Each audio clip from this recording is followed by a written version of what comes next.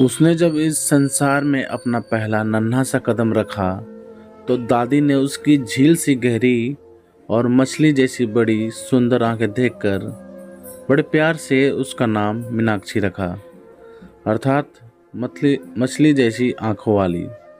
पूरे घर की लाडली मीनाक्षी जैसे जैसे बड़ी होने लगी, लोगों की स्वयं के ऊपर टिकती ठहरती निगाहों से उसे ये एहसास हो गया कि वह भला की सुंदर है। चंपई रंग, तीखे नए नक्श, सांचे में ढली काया और कमर तक झूलते काले घने बाल। रोमांटिक उपन्यास पढ़कर युवा होती मीनाक्षी सपने देखती कि किसी दिन कोई सजीला राजकुमार आकर उसे ब्याह ले जाएगा और उसे रानी बनाकर रखेगा। मीनाक्षी के सपने पूरे हुए जब आईएएस अधिकारी सूरज से उसका विवाह हुआ। धूमधाम से विवाह संपन्न होने के पश्चात मीनाक्षी ने बड़े अरमानों से सूरज की कोठी में अपना कदम रखा। सपनों की दुनिया में विचरती मीनाक्षी उस समय कठोर धरातल पर आ गिरी जब उसे पता चला कि सूरज में बड़े भ्रष्ट अधिकारियों जैसे कई दुर्गुण हैं। पहली रात ही सूरज ने शराब के नशे में धूत हो मीनाक्षी का घूंघट उठाते हुए कहा था, तुम बहुत सुंदर हो मीनाक्षी, बिल्कुल किसी अप्सरा की तरह। तुम्हारी यह खूबसूरती मेरे बहुत काम आएगी। मुझे बड़े अफसरों और नेताओं से अपना काम निकलवाने में आसानी होगी। तुम्हें भी मेरी हाई सोसाइटी में मूव करने के लिए सिगरेट और शराब की आदत डालनी होगी। यह आप क्या कह रहे हैं? पत्नी हूँ मैं आपकी, मेरा सम्मान की रक्षा करना आपका दायित्व है और आप स्वयं ही मुझसे यह नहीं हो पाएगा। मीनाक्षी की रुलाई फूट पड़ी। उसके इनकार के बदले में सूरज ने अपनी जलती हुई सिगरेट से मीनाक्षी के देह पर अनगिनत निशान बना दिए और क्रूरता से हंसकर बोला, जब भी मेरी बात नहीं मानोगी यही पुरस्कार तुम्हें मिलेगा। मछली को जल में रहकर मगरमच्छ से बैर नहीं पालना चाहिए। अब मीनाक्षी की स्थिति उस मछली की तरह थी जो एक दुर्गंध युक्त तालाब में रहने को मजबूर थी।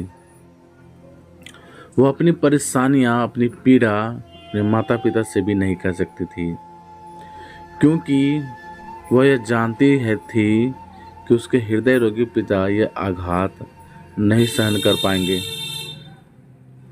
कुछ महीनों बाद सूरज का स्थानांतरण दूसरे शहर में हो गया था। नए शहर में अंतर्राष्ट्रीय महिला दिवस के अवसर पर आयोजित समारोह में सूरज मुख्य अतिथि के रूप में विराजमान था। शहर के सभी छोटे बड़े पत्रकार समारोह में उपस्थित थे। मीनाक्षी सदा की तरह अपनी साड़ी का आंचल अपने इर्द गिर्द लपेटे चुपचाप स्टेज पर बैठी हुई थी। सूरज को मालाएं पहनाई जा रही थी और उसकी कर्मठता के किस्से हवाओं में गूंज रहे थे। तभी अचानक एक महिला पत्रकार ने प्रश्न उछाला, मैं महिला दिवस के अवसर पर मैडम के विचार जानना चाहती हूँ।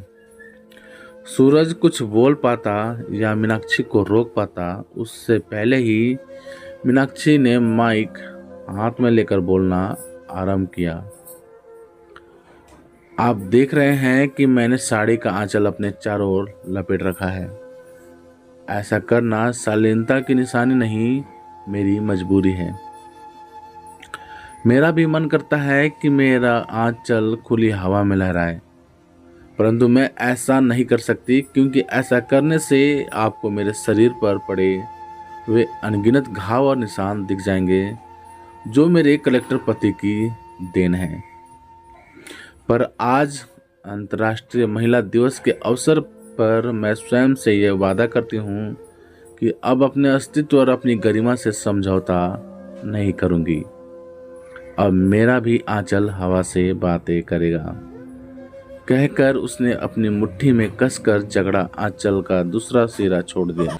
एक पल के लिए हॉल में बिल्कुल सन्नाटा छा गया, परंतु दूसरे ही पल सारा हॉल तालियों की गड़गड़ाहट से गूंज उठा।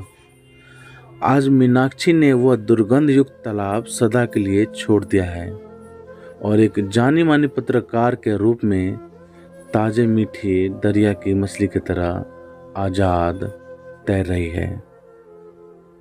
तो प्यारे दोस्तों, आप सभी का इस कहानी के बारे में क्या राय है, प्लीज़ कमेंट करके हमें ज़रूर बताएं।